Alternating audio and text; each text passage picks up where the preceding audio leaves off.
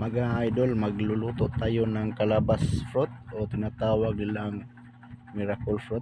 Matigas tong balat nito mga idol, kaya gagamitan natin ng lagari. Lalagariin natin yung kanyang balat. Ito yung pinakamatigas na parte ng calabas fruit.